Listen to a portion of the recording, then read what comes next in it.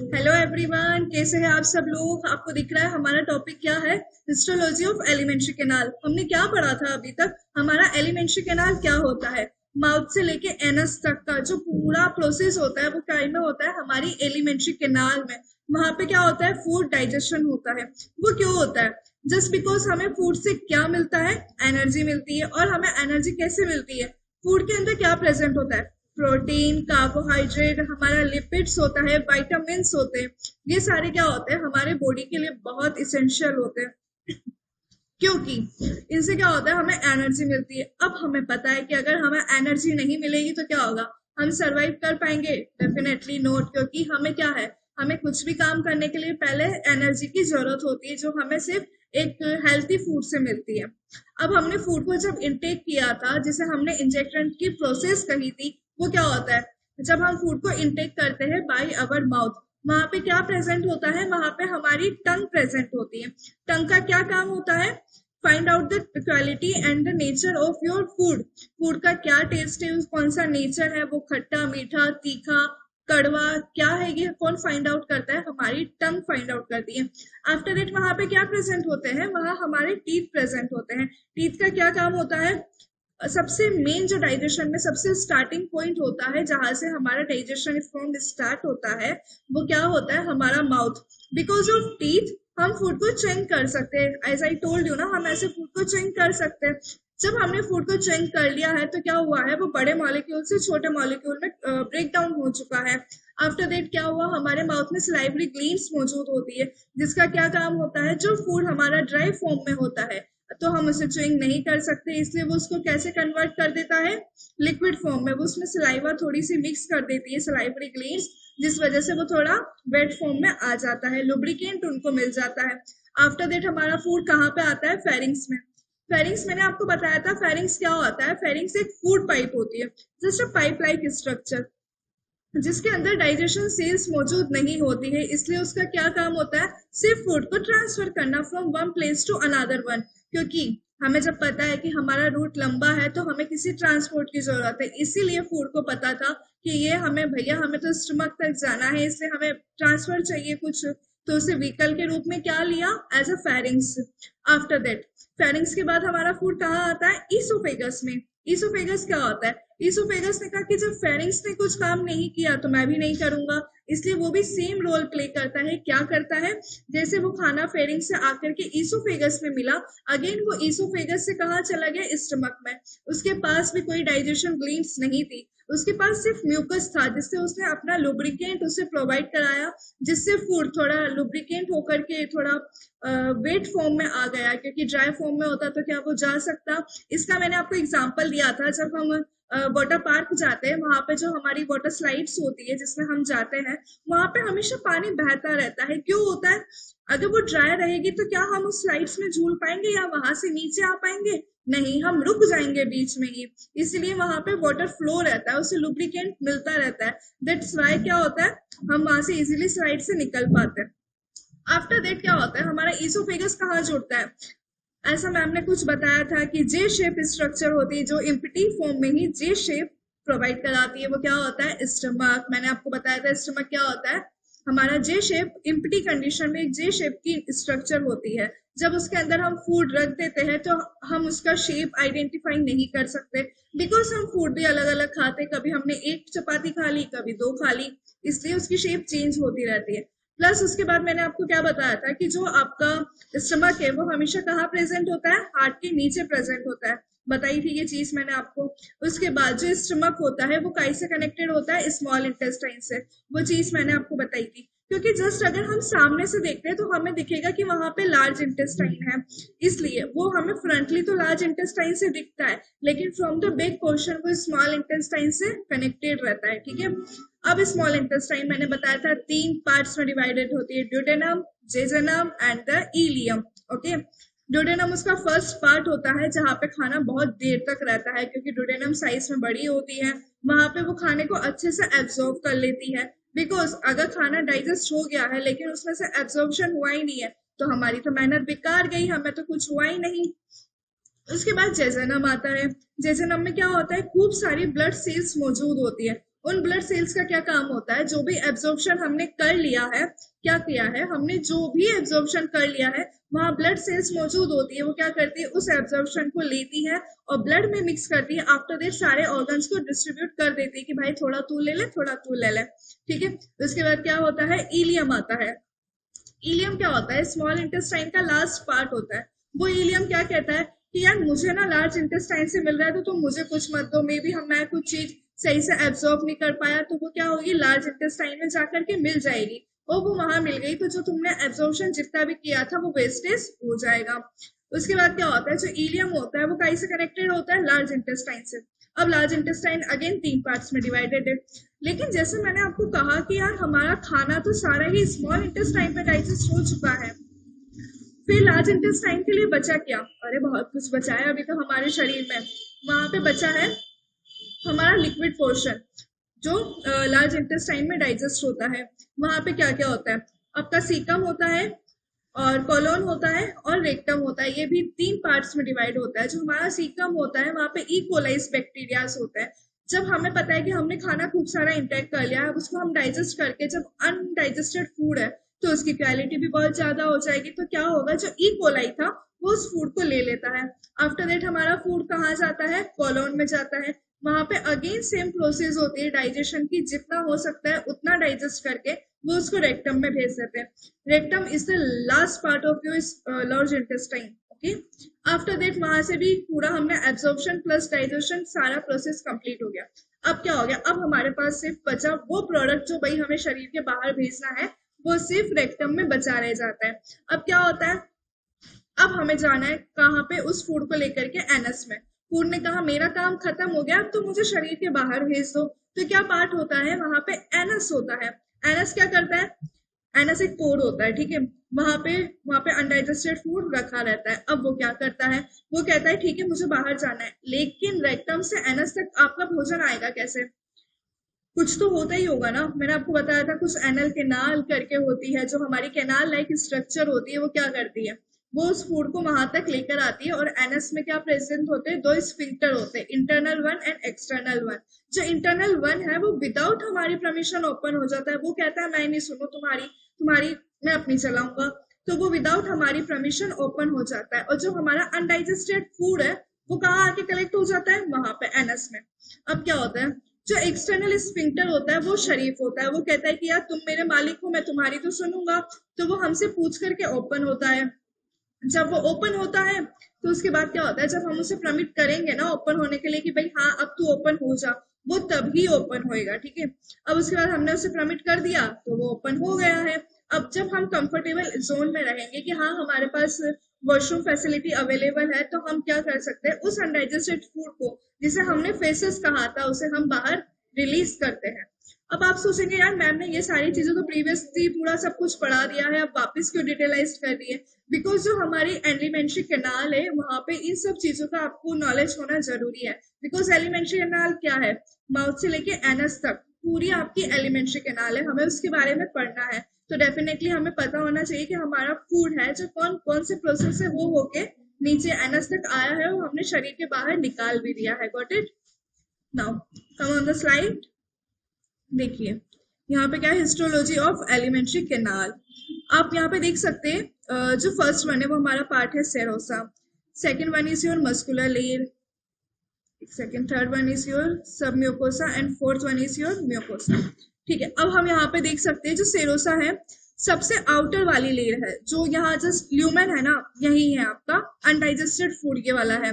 अब क्या होगा, जो सेरोसा है ये सबसे बाहर वाली लेयर है जो बिल्कुल आउटर है। ये कहाँ पे कनेक्टेड है, ये सिर्फ ब्लड के कनेक्ट में है, क्योंकि जस्ट सपोज ये आपका क्या है ल्यूमेन, यहाँ पे म्यूकोसा, यहाँ पे सब म्यूकोसा, यहाँ पे मसल लेयर और यहाँ पे सेरोसा। तो ये जो सबसे बाहर वाली लेयर है ना ये सेरोसा है आपकी, ये किससे कनेक्टेड है, ब्लड से। मसल लेयर, मसल लेयर्स क्या होती है, सर्कुलर मसल्स होती है। यू कैन सी ये जो राउंडली स्ट्रक्चर में ये आपकी एलिमेंट्री कैनाल को जस्ट ऐसे राउंड करके फॉर्म प्रेजेंट कर रही है यहाँ पे, ये आपकी सर्कुलर मसल है। और जो लॉन्गिट्यूडनल है वो इस फॉर्म में है, जस्ट लाइक ऐसे, ये आपकी लॉन्गिट्यूडनल मसल है। जो सब म्यूकोसा होती है यहाँ पे क्या होते हैं, सिर्फ टिश्यूज प्रेजेंट होते हैं, जस्ट लाइक इतने स्मॉल पार्टिकल्स होते हैं, ये आपके सिर्फ टिश्यूज यहाँ पे प्रेजेंट होते हैं। और जो म्यूकोसा होती है ये सबसे कंजस्टेड, सबसे टॉक्सिक होती है। पता है क्यों? क्योंकि ये किसके कनेक्ट में है? एलिमेंट्री कैनाल के। एलिमेंट्री कैनाल ने जितनी भी चीजें डाइजेस्ट की है ना, कि हाँ उसने फूड से चलो ये भी एब्जॉर्ब कर लिया, ये भी एब्जॉर्ब कर लिया, ये भी एब्जॉर्ब कर लिया, वो सब कहाँ जाएगा आपके पास? ये म्यूकस में। अब मैं आपको बताती हूँ। सपोजिटली ये है आपका जो आउटर लेयर थी, बिल्कुल आउटर लेयर, ये क्या थी आपकी? सेरोसा। मैंने आपको बताया था जो एलिमेंट्री कैनाल है जो सबसे दूरी पे स्थित है वो क्या है आपकी? सेरोसा।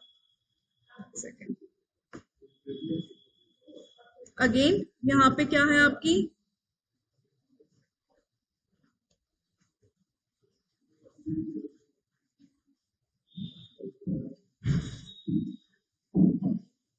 अब देखिए यहाँ पे ये दोनों मिलकर के क्या है आपकी? Muscle layer. लेकिन यहाँ पे दो है, देखिएगा इसको, लॉन्गिट्यूडनल मसल लेयर और ये वाली है सर्कुलर मसल लेयर। ठीक है, यहाँ पे ये दो है। फिलिस इसके अलावा यहाँ पे क्या है? ये जो डॉट शेप में प्रेजेंट है ना, यहाँ पे you can see this is your dot shape. यहाँ पे ये क्या है अब आपका? बताइए, मैंने सेकंड चीज क्या बताई थी? सब म्यूकोसा। सब म्यूकोसा क्यों कहते हैं इसको? क्योंकि ये जस्ट म्यूकोसा के अंदर प्रेजेंट होती है। अब कौन सी मेन चीज आती है? यहाँ पे आती है आपकी जो ये वाली थी ना आपकी, जो आपकी मसल लेयर्स में थी, ये क्या थी? Longitudinal muscle. फिर उसके बाद आपका क्या आएगा? अगेन आपका सर्कुलर मसल, ये आपका सर्कुलर मसल प्लस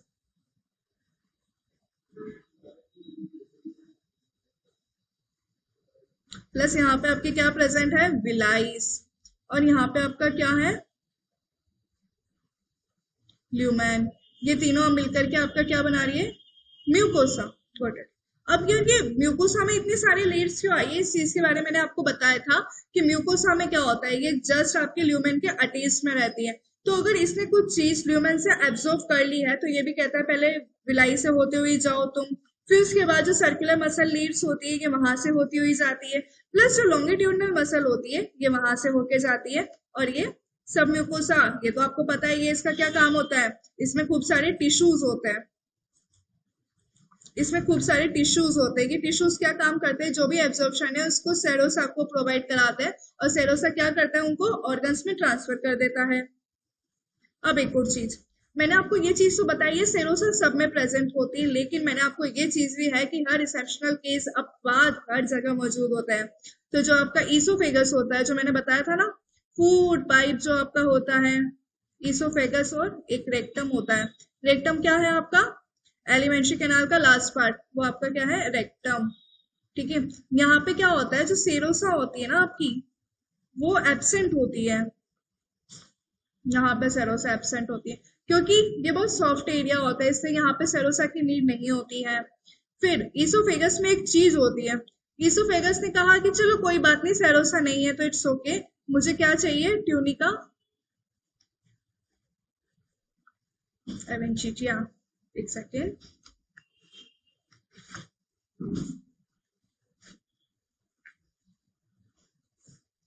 यहाँ पे ट्यूनिका एवेंचिटिया मौजूद होती है।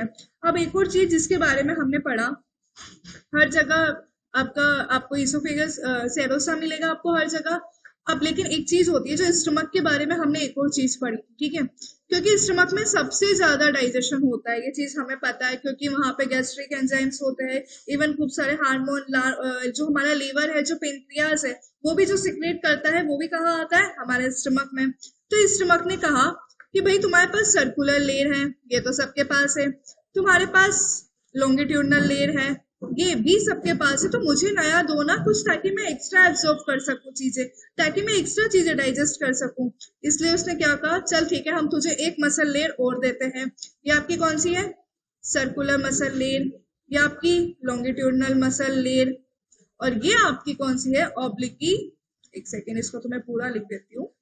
Oblique muscle layer. ये आपका मेन कहाँ पे प्रेजेंट होती है? आपके स्टमक में ये तीनों लेयर प्रेजेंट होती है। ठीक है, म्यूकस, आपकी जो म्यूकस लेयर है ना, जो सेकंड वाली है, वहां पे ये तीनों लेयर प्रेजेंट होती है। क्यों? क्योंकि हमें पता है स्टमक में एक्स्ट्रा एब्जॉर्प्शन की प्रोसेस होती है।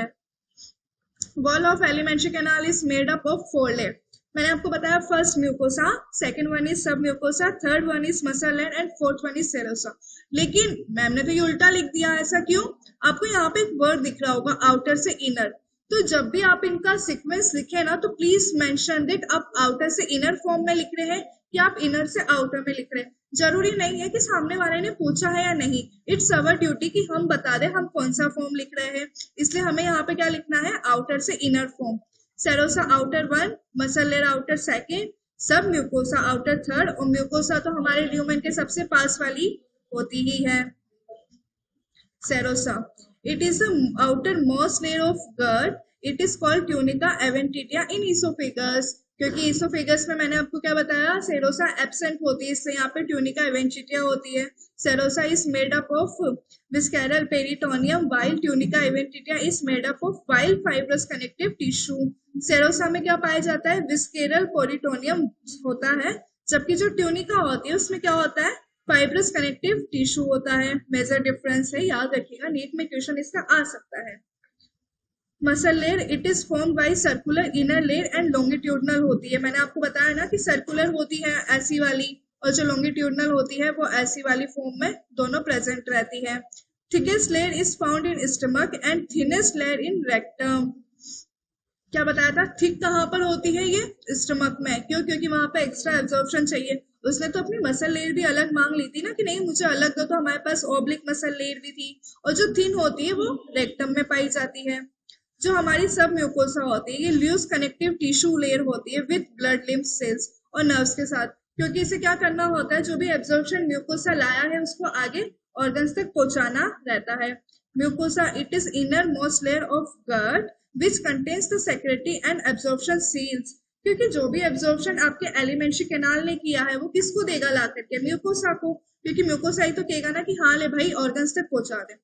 अब एक और चीज आपने नाम सुना होगा कि हमें कभी कहते हैं कि हमें गट फीलिंग आ रही है, जैसे मुझे गट फीलिंग आ रही है आज बाहर बारिश होने वाली है, तो वो बारिश क्यों होगी, और गट में से कैसे फीलिंग आ सकती है? वो तो हमारे न्यूरॉन्स में नर्वस सिस्टम होते हैं, नर्वस सिस्टम में न्यूरॉन्स होते हैं जो बताते हैं हमें या हमारी फीलिंग्स को, या हम कुछ सेंसर को ऐसे फील कर सकते हैं, वो तो वहां पे होते हैं। फिर हम गट का नाम क्यों लेते हैं कि गट फीलिंग आ रही है, ऐसा क्या होता है वहां पर? हम जानते हैं कि हमारा जो नर्वस सिस्टम है वो 2 पार्ट्स में होता है, ठीक है। फर्स्ट सिंपैथेटिक और ये वाला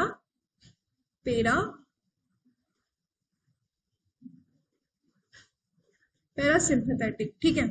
अब जो सिंपैथेटिक होता है ये क्या करता है, ये इमरजेंसी के टाइम पे रिलीज होता है, and this one is on resting period. अब जैसे सपोजिटली हमें पता है कि हमारा नर्वस सिस्टम तो ब्रेन के यहाँ पे से हेड में होता है, ठीक है, लेकिन फिर भी हम कहते हैं कि हमें गट फीलिंग आ रही है, वो क्यों आती है? हमें ये पता है हमारी स्पाइनल कोड होती है बैक साइड पे, यहाँ पे क्या होती है, हमारी स्पाइनल कोड होती है। वहां पे क्या होता है, वहां पे हमारे नर्वस मौजूद होते हैं, नर्व्स हमारी वहां मौजूद होते हैं। पूरी हमारी स्पाइनल कोड में क्या होता है, हमारे नर्व्स मौजूद होते हैं। तो जब हम कहते हैं ना कि गट फीलिंग आ रही है, गट फीलिंग आ रही है, तब वो क्या होता है, स्पाइनल कोड से आगे जस्ट एलिमेंट्री कैनाल होती है, तो वहां तक भी उसके नर्व्स आते रहते हैं। इसलिए अब जैसे सपोजिटली हमने खाना खा लिया है, अब हमारा टाइम है, हमें डाइजेस्ट करना है, तो क्या होगा, जो ये सिंपैथेटिक है ना, ये इमरजेंसी के टाइम पे रिलीज होता है, और ये पैरासिम्पैथेटिक ये रेस्टिंग पीरियड में रिलीज होता है।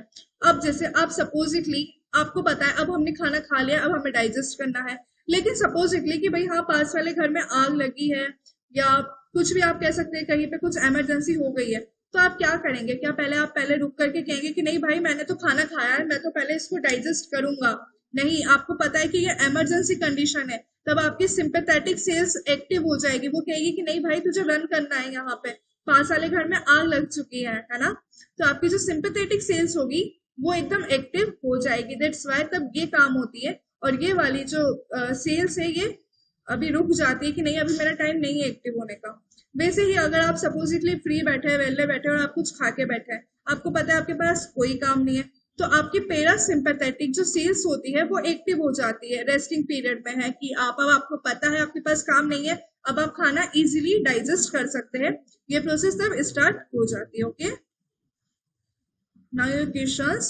Which of the following is present on the surface of epithelium lining on the intestine and help in the absorption of digestion food? मैंने आपको बताया था जो आपकी इंटेस्टाइन होती है वहां पे क्या होता है 600 टाइम्स एक्स्ट्रा आपका फूड क्या होता है डाइजेस्ट होता है। बाय बिकॉज वहां कुछ सेल्स होती है, वहां विलाइस होते हैं, प्लस वहां माइक्रो विलाइस भी प्रेजेंट होता है। ठीक है, इसलिए जो micro villi is your correct answer. Which part of the digestive system contains symbiotic microorganism? मैंने क्या बताया था कि हाँ यार मैम ने बताया था कि लॉन्ग इंटेस्टाइन था, वहां पे सीकम होता है जिसके पास क्या होता है ई कोलाई होता है, बताया था ना मैंने आपको इस बारे में। ई कोलाई प्रेजेंट होता है, वो क्या करता है जो डाइजेस्टेड फूड है, अनडाइजेस्टेड फूड है उसको ले लेता है और आपके फीसेस को क्वांटिटी में कम कर देता है। Okay, hope you all are understood, thank you.